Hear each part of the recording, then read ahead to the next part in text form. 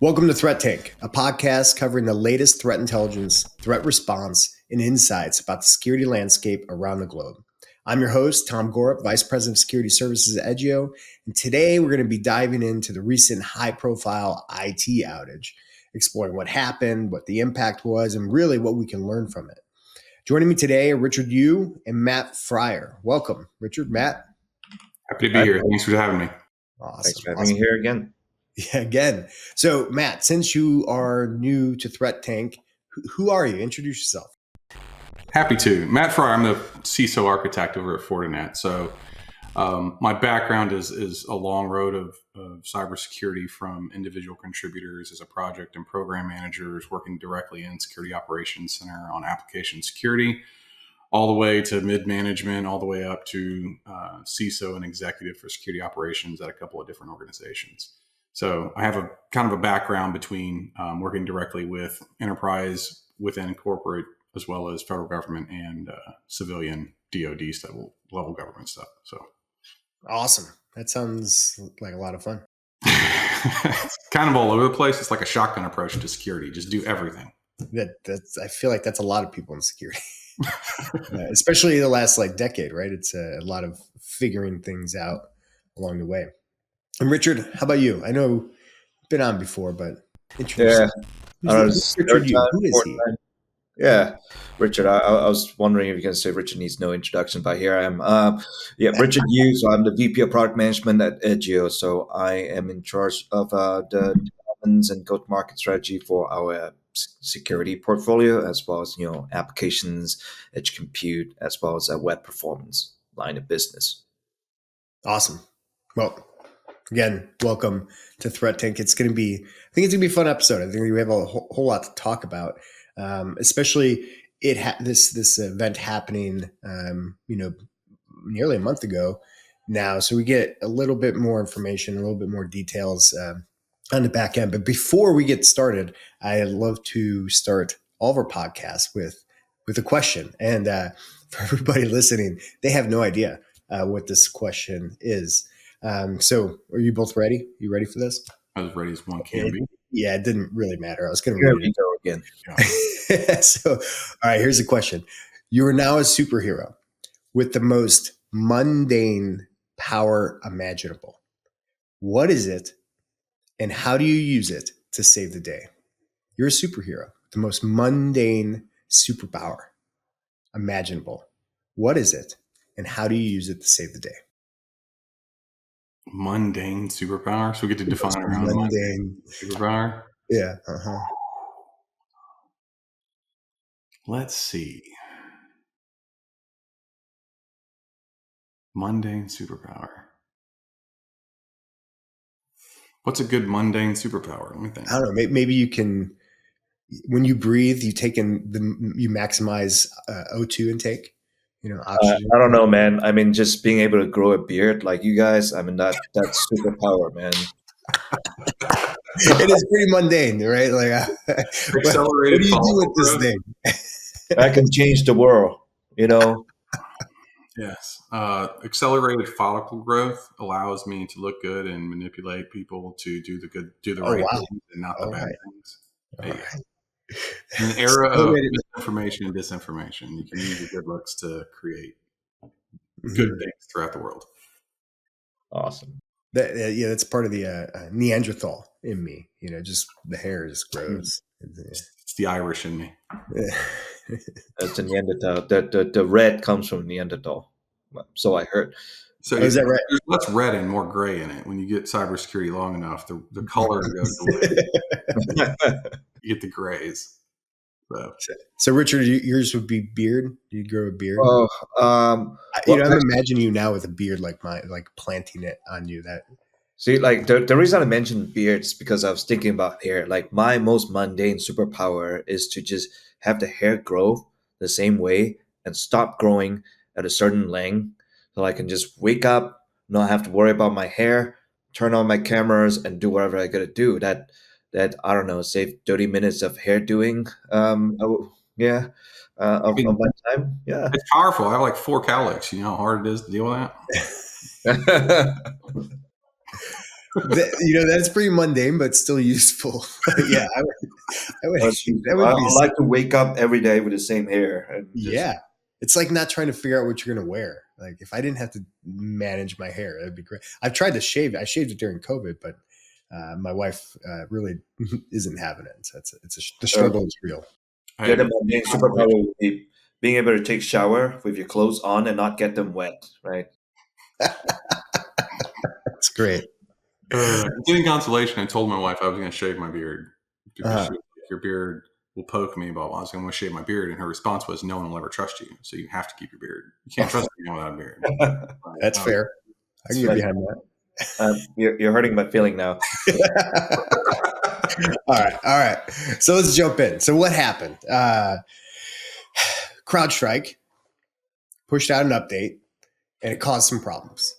Anyone want to give some more detail on the background of what happened a here? few problems. So they rolled out a update to their software, and it did not play well with Windows specific versions, right? So not every version. There was definitely people running versions that weren't affected, but it affected Windows and caused what is notoriously known in the IT industry as the blue screen of death, and required a manual intervention to actually remove specific file inputs that was causing the blue screen of death, so that you could get the actual operating system to operate normally. So actually rolled out an update and broke Windows in the process. This is kind of the 10,000-foot view of what happened. Yeah. It's I was doing some last minute homework and reread the whole RCA yesterday. It's funny. It's like a simple mistake. Like it essentially you have a sensor, but there's also a rapid response content (RRC), which is essentially just the configurations. But the configurations, like when they're expecting 21 input, but the configuration only has 20 input. So guess what happened? We try and read that there's a bit of memory issues that's causing a crash in the kernel drivers. I mean, get into why it's in the kernel in the first place. Yeah. So when I was reading the RCA, I couldn't help but to like imagine some sort of GIF of that one parameter that it's like out there in the wild, just never made it in. It's like it's this lost parameter. 20 out of 21, just one parameter causes global IT outages, as everybody is describing it. That to me is spectacular. So to your point, so the CrowdStrike agent is running at the kernel level. Right. But let's explore that a little bit. Uh, does it need that level of access? Like what? Why does it have access? I guess to the kernel. Do you want to bring Microsoft into this? Yeah, I mean, you have to, right? When you're exploring this problem like abstractly, and this is what I've been thinking about the last few weeks: is who's at fault, right? We start breaking down this problem. We talk about CrowdStrike pushed out an update that had 20 parameters instead of the required 21. Byproduct is crash of an agent. Okay, well, software crashes. It happens. Should a signature update crash software? Probably not. Should there have been more rigorous testing? Probably. But now we're crashing operating systems on top of that, right? So now Microsoft is in the mix. So when that question gets asked, right, from a strategy level, from a risk level, it's like, who's at fault? Who's really, when you narrow in on it, at fault for what happened? And the easy answer is to blame CrowdStrike. That's the easiest answer that everyone's going to do. It's like, oh, well, you pushed the update, you broke everything. Yeah. It's the easiest answer to give, often not the right answer. I would say, from a professional opinion, from a strategist's opinion, it's everyone's fault, right? So if I'm CrowdStrike, do I push out updates late at the end of the week globally with no, phased approach, just one big push? Now, it's probably not the best process in the world. As an individual that's running an environment, do I take no consideration into availability of my environment, right? Do I become wholly reliant on the supply chain and create problems within my supply that allows my supply chain to create disruptions? Do I not think that through as part of my supply chain management program? Do I not consider that? Because part of that lands on me as a CISO or directors of security to say, hey, like, you have to take into consideration that you're going to have SolarWinds or Microsoft or CrowdStrike or someone that's going to cause a disruption in your environment. You have to have a BCP or a method in place to overcome that. So it can't just be, oops, sorry, CrowdStrike broke it, it's all your fault. That can't be the answer. And from a regulatory standpoint, we have regulatory bodies that come in and dictate to organizations, to enterprises, how they need to operate in order to create a level playing field, right? And we prepped for a little bit of this, but when you have regulatory bodies that are dictating level playing fields for enterprises, you're creating holes. Now, it's inadvertent, it's not malicious in any way, but you're creating holes by nature. So when you ask that question, why do you have access to the kernel? I think if you do a little digging, you'll find out why, right? The easy answer is they didn't have a choice. You had to give it to them because that was a dictate that came back from regulatory bodies.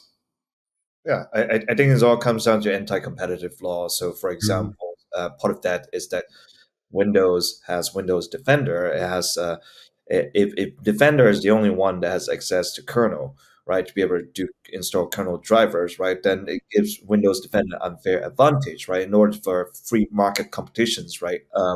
Other security providers should have access to it. However, though, like I'm gonna go from a technical perspective and throw my technical heads here, right? Good. And It's black too. That's good. is my We just had an event labeled that. Yeah, you got the white one on his left hand, but I got a white one. Yeah.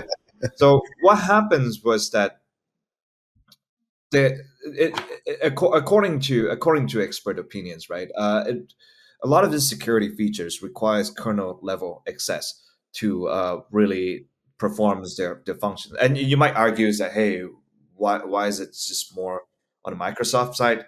Um, Actually, to take a step back, just for everybody's background purposes, right? In computing, right? There's generally two spaces in compute. There's a kernel space where that's where the hardware is interacting with the software, and then there's a user space. This is where your Windows load up your programs. You can install your games on your software, your Microsoft Words and whatever, and it can use that's a user space. So then there's always a debate, right? Hey, you should install the security services in your kernel space because it has the highest level access, or more like the lowest level access, right? In this case, green right? zero, right? Yeah. You can see whenever if there's a malware who's spinning up new processes and thread, or if you have a malware who's writing malicious file into the disk, right? You're able to intercept and stop that at that level. This is why. However, there's also the con is that it's dangerous, right? So, and as shown in this case, right, the crash in the driver resulted in failure to boot, which means that the end user is never going to be able to reach the user space in the first place. You sacrificed availability for the sake of a singular control mitigation strategy. So it was, hey, I need kernel access because I'll get this deep level of inspection against malicious attacks, right? That's kind of the thought process from Defender and everyone else, right? I need to monitor the kernel because if something bad happens in the kernel, I need to see that so I can mitigate it. Yeah. Well, I feel like step back and say, well, is that the right approach to it, or is isolation and quarantine a better approach to create a level playing field with availability as well as security, right? So it's like, do you need kernel access? Because you're going to break stuff if you do something bad, right? I'd rather you just monitor it and then isolate it and quarantine it if there's a problem, because then I'm not breaking bad things. Does that make sense? It does. And I think there's a few different directions we could take to take this conversation too in that way. Like, one is this particular driver that was signed by Microsoft, right, was written in a way that effectively extended itself into leveraging other DLLs in a sense. I don't think they were actually system files, but they were equivalent where the driver is now executing files outside of its kind of parameters in a sense, right? Which is what caused the crash. Is that kind of how I'm understanding it? Yeah. So, Should, go ahead. Yeah. something like that. It's honestly that there's always a debate, and as you can kind of look at Cloudflare's RCA and sorry, like CrowdStrike RCA, Yeah. right? And they kind of nicely alluded to the fact that the later version of Windows provides more functionality to run security services on the user space, Mm. and we will continue to work diligently with Microsoft to ensure that we're able to port more of this security functionality. So they do recognize that running these things on the kernel space is probably no bueno, but they have to because of the environment that was provided to them, right? In order for them to operate effectively, they have to do that. However, if again, this is where it goes back to like whose fault it is. Is this CrowdStrike's fault for like are they demanding to only run this in the kernel space? We don't know, right? But it do seems like there's definitely a desire to port all of those to the user space, right? To be able to provide the same level of inspections and visibility whenever a malware is being written on disk, for example, or processes, right, at a higher level uh, access, right? So like it like airline industries or any safety code is written in blood. I feel like in this case, right, every process improvement, any improvements of porting a security features from a kernel level to a user space, right, is written with outages, right? Mm. Yeah, it's a least privilege model, right? That does how much does it actually need? What can be done in user land? What needs to be at kernel level?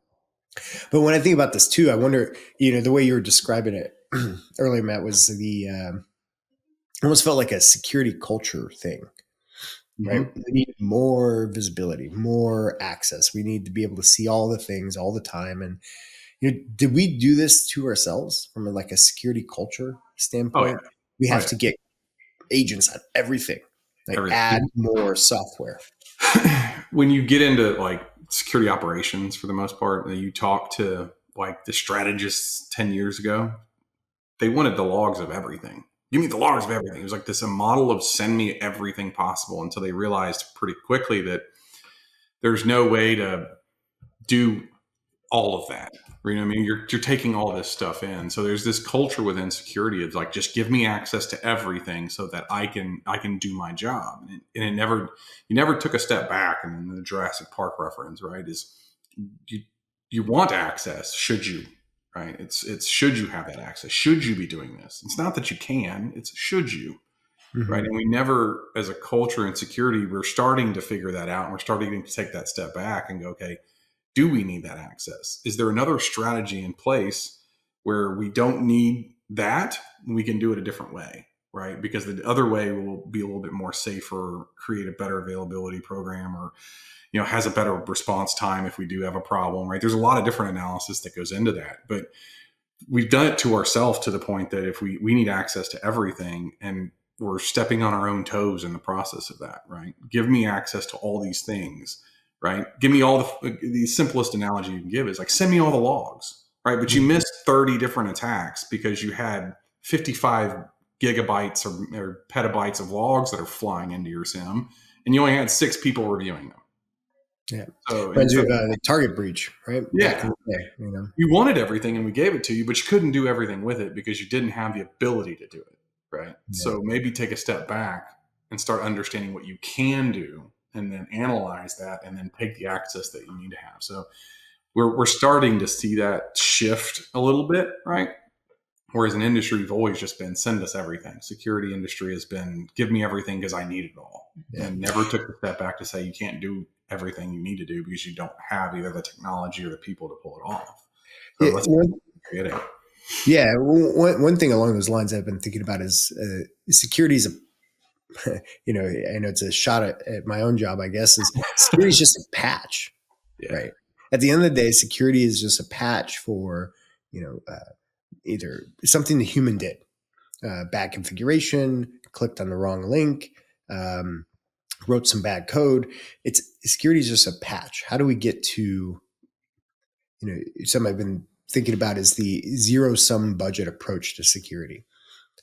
Leveraging what's there first before we start adding all these layers and adding additional software, which we're seeing time and time again is becoming a problem. I mean, you crash the economy and then don't have any budget, and you figure out a best way to do the best you can with what you got. Start with zero. Not the answer. Yeah. It's a good question. I think even 5 years ago, it was like we're seeing security programs start gobbling up more of the IT stack, right? And multiple past lives, I've seen security have their segment. It's like, oh, well, I run the SIM and I run IDS, I run IPS, I run application security. IT runs the firewalls and other stuff. And when they're finding out, as you're seeing this convergence of network and security, and I'm saying that knowing full well the oil and water that actually is, but you're seeing this convergence of network and security coming together, or IT and security coming together, where you're seeing IT just kind of gobble up more of or you're seeing security gobble up more of what IT is doing because they feel like they have to secure it as they're doing it, right? And you're seeing that take more and more and more. And eventually you're just going to be one group, right? You're just going to be one platform, one organization of secure IT, right? That's kind of the way it's going to end up being if you give it long enough. But I think once you stop saying I need an individual technology or an individual person to actually solve one problem is when you'll start moving away from that need to always have these layers of different technologies that do all these things, right? Because you're trying to solve one problem with one technology, and we've been doing that for so long, and the industry's been doing it to us, right? We have vendors out there that sell one technology. That's all they do. Right? They're the best of the best. Let's go buy that. Right. But you're seeing as an output of that, and probably see in the next 5 years, is you're going to start seeing organizations, security programs say, look, I'm going to stop doing that and start building platforms. Right. I need something that solves 100 problems, not solves one problem. And in doing that, what you're going to see is a reduction in layers of that security program. And at the same time, I'm not a proponent of this. I'll set the table there, is like get that one throat to choke kind of mentality, right? Single source of truth. You're going to start narrowing that stack down a lot to where it gets a lot easier to manage those things, right? The idea of buying one piece of technology or hiring one person to solve one problem is quickly going away. You're starting to see a lot of platforming happening, or a lot of team building around multiple problems happening. So instead of having an application team, you're going to have a network security team that has application security, network security, network services security teams, release teams, all that stuff into that one singular team, because that cohesion of all those individuals working together reduces, not just risk, but financial overhead when it comes into all that. So there's a lot of stuff that's kind of happening to reduce the layers for a multitude of reasons at 10,000 feet. Solve a financial problem. It gets cheaper when you do it that way. And then the other big one is an efficiency problem, right? When you have a big platform doing one thing, it becomes more efficient to do it. When you have a bunch of people working on a bunch of different things all in one group, they get more efficient. That makes sense. Like speaking of platformizations, it's really near and dear to our heart. I think that it strongly, aligns with what you said, that we find we have this term, back in the days, right? We call it a DDoS paradox. Essentially, you have an organization, you're so worried about your availability issues, right? Getting DDoS, you're so afraid of going down. You started buying the best of breed products here and there, daisy chain them into a train, and have all of your stuff goes through that. And then, well, what you ended up happening is that you add latency, you added single point of failures, you added specializations, and you create a multiple bus factor of ones across the chain. And then you ended up having self-induced outages when you do that, which then goes back to the initial problems that you're trying to solve in the first place, right? I layers of securities, like they can be layers in security that do like things well, but they have to make sense. They have to be architected in a way. They have to share data. They have to be in the same control plane. They have to be managed by the team that has redundancy and managed across that. That what makes said a platform, right? And I really think that, as we start seeing more and more the industry more and more moving towards that directions, it's all about creating a platform so that instead of acquiring a best of breed and try to figure out how to data chain and create all of this non-functional requirements and processes to make sure that this thing doesn't go down, it's all about having the right platforms and the right people, and then see what is the right solutions to plug in. But do you even need that in the first place? Like Yeah. I quote Elon Musk, they always say, never optimize the part that should not exist in the first place. Remove it first. Yeah, you should be removing it first. Yeah. Well, because you bring up a kind of a good point too, though, is when we, again, going back to this global IT outage, we talked about CrowdStrike. Are they at fault? Microsoft, are they at fault? And we started talking about here is like, are the architects of these solutions that another way, the customers of Microsoft and CrowdStrike who deployed CrowdStrike in a live environment to do real-time updates, right? So you had a binary with root level, kernel level access and access to the internet, able to run whatever it wants on a production system. So when we're thinking about a platform and we're thinking about availability and redundancies and backups, like how does that all play? Like, where do we take that? How do we contemplate that problem? So I think a lot of times in security, we get really like stuck on technology. Or really we do. I think we spend a lot of time, especially Like for us. Yeah, we're for practitioners, like that's just where we live, right? Like the tool is the thing, and we often, like, it took a while. At least we'll use my career as an example. Like I spent a lot of time on tools, right? I spent a lot of time either deploying them, designing them, securing them, architecting them. I spent a lot of time on tools, and it took a while in my career to go, hey, I got to take a step back from tools and understand there's a people and process to this as well, right? So I think when it comes down to the tools themselves, I think first we got to take a step back from the tools and say, okay, from a people and process standpoint, this problem, this global IT outage, was this a tool problem or was this a people and process problem? Or was it both? Because I think we've spent a lot of time focused on, especially when you look at the news and the media and what's going on and all the people talking about what happened, they're talking about, is this CrowdStrike's fault or is this Microsoft's fault? Why did CrowdStrike's technology do X, Y, and Z? You're seeing some people talk about it, but it's like there's a process problem here too, right? Like as part of your security program, you have an InfoSec team that kind of works on process and policies and understanding how you roll things out once you have an architecture and a design that makes sense. And your architecture and design evolves and adapts and overcomes as those processes and policies mature. So it's one can't be exclusive from the other. So when we say, what are we taking away from the technology itself in this global IT outage? I think we have to start first with the process, policies, and people that happened in this entire thing, right? So did CrowdStrike have a process problem when it released it? Absolutely, without a doubt, right? There was a testing problem, there was a QA problem, there was a release problem as far as the process went on how they did it. There was an approval problem on how that thing even got approved to get released the way it got released. And then on the customer side, like you had no process on how to deal with manual outages like that. Your design and your architecture was flawed if you had everything wholly dependent, unless you were Southwest Airlines, apparently. Well, Windows 3.1 wasn't impacted, so Southwest was good. Yeah, Southwest perfectly fine. Windows, here we are talking about how we need to be more mature, and Southwest Airlines was setting the new bar on being immature and using the oldest software you can find, and they solved all the problems. Don't update it all; you'll be fine.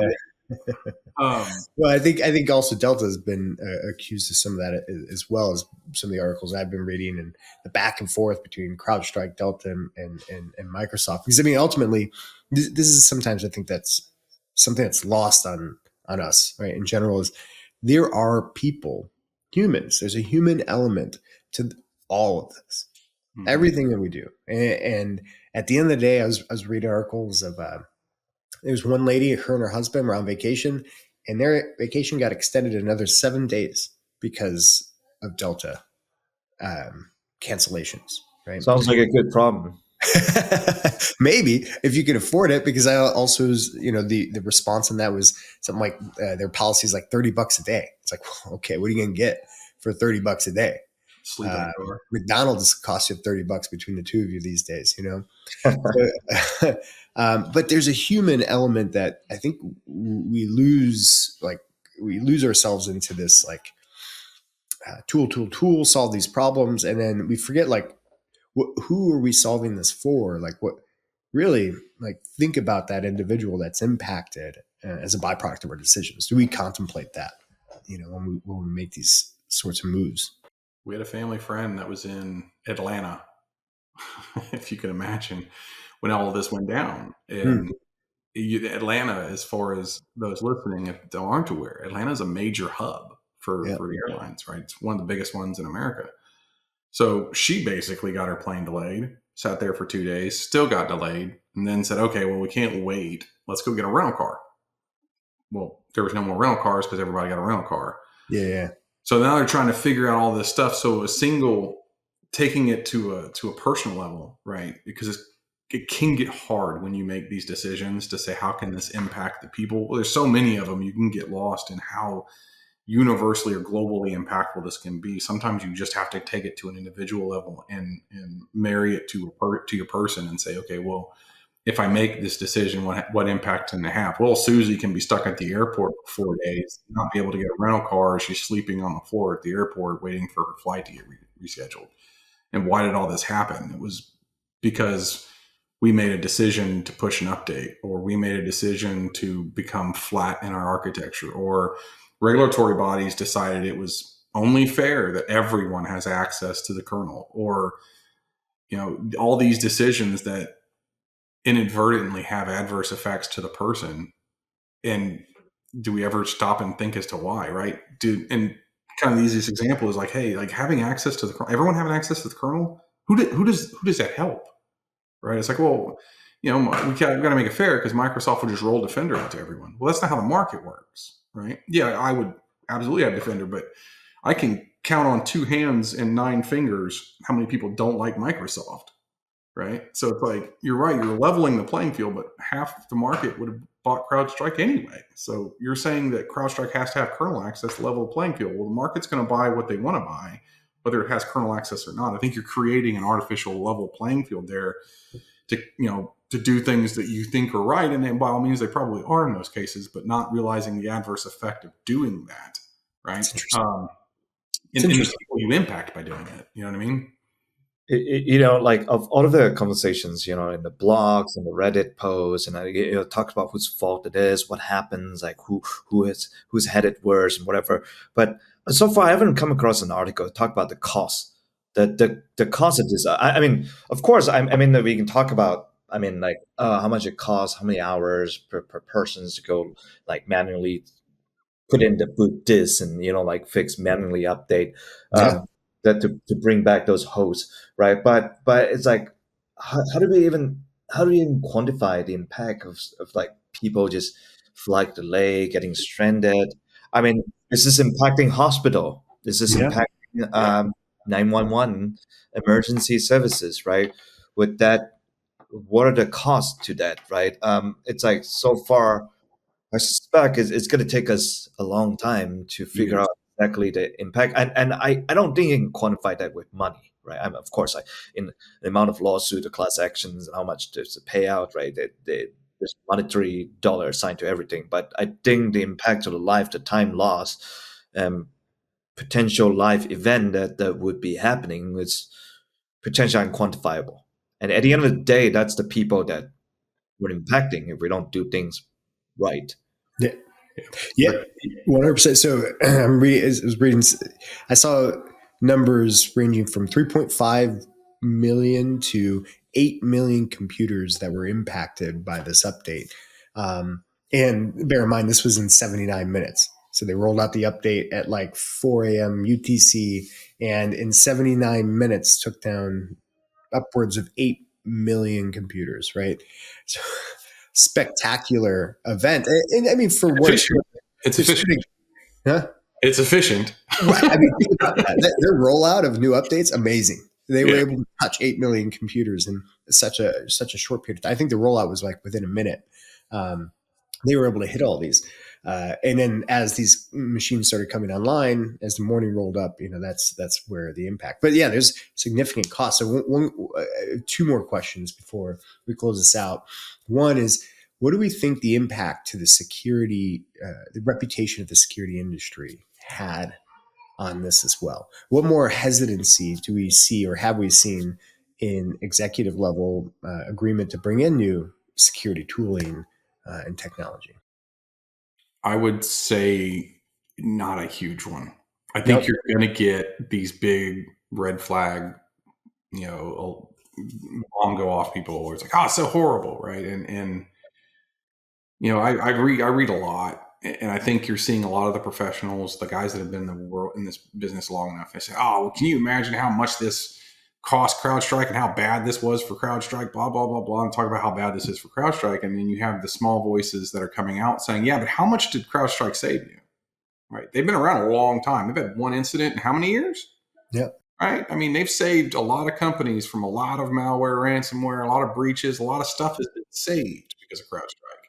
So oftentimes we get lost but forgetting about that, right? So a lot of these technologies, again, you're only as good as your last breach, but you get a lot of these strategists who are very calm in their nature. A lot of these executives don't like severe knee-jerk reactions to their environments. I don't know a lot of CISOs that are just like, hey, CrowdStrike got breached, let's immediately rip it out, right? I think if there is going to be any adverse effect, I think Elon did. Elon did? I'm pretty sure. I thought I saw a tweet that maybe Elon. So I like Elon. He has billions. He can do that. Hey, that's true. Make his own endpoint. It's very expensive to make that change. It really is. It's very expensive to say, I'm going to rip out a technology because they had it. Now, the supply chain management side of your security program just got a new thing to check for. I think you're going to see changes in, risk and transference of risk and highlighting of, some of the things that your supply chain can cause you. So you're going to see probably some executives take a step back in their new contracts as things renew and as things kind of roll out from their supply chain to say, hey, we need to have some assurances from each one of these organizations that you're buying from, that when these events, these global events, when these things that keep happening, we need to have some assurances within these contracts that the risk, I think you'll see a lot of that. I don't think it does damage us whenever we spend our entire security people are only as good as the last breach. So it's like, you're going to see this kind of make the cycle and we'll spend a year or two recovering from it. But I think they're just going to have both qualitative and quantitative effect to it.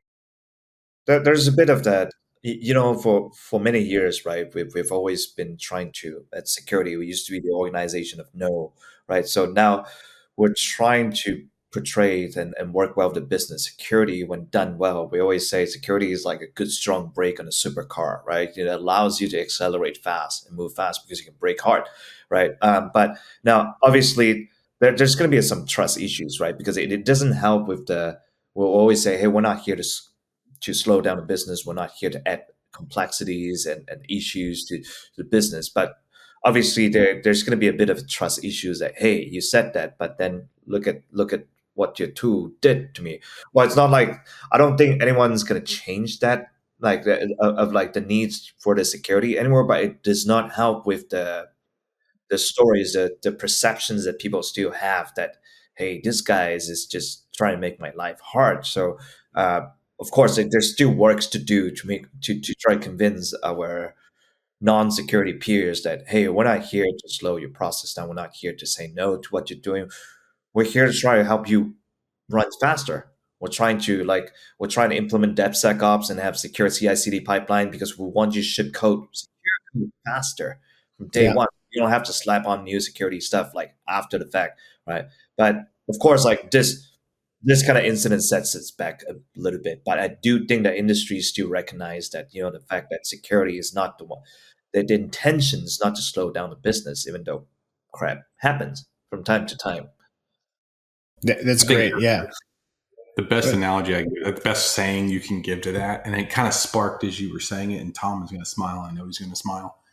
is that there's a saying that I've always used, especially in the operations side, and to kind of help create some ease in what we do. Slow is smooth and smooth is fast. That's right. That's slow, smooth is fast. That's the easiest way to explain. I'm going to slow you down, but you're going to move a lot faster, right? And people can't. It's a great segue into, I'd say, the last question here. And I think this is where the rubber meets the road. Richard, what can we learn from this? What can we do better? What should we think about? Like any of it? Like what can we learn from this?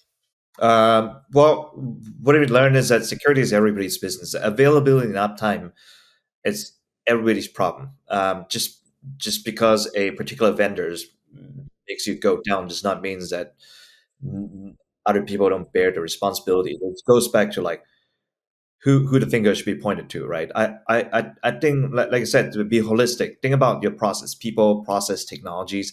It all goes hand in hand. Like, why does Microsoft needs to do this? Should we promote these things to the user space? Eventually, like, does CrowdStrike needs to have a better like process? Do they need to implement Canary rolled out, which should be a standard when you touch millions of agents, right?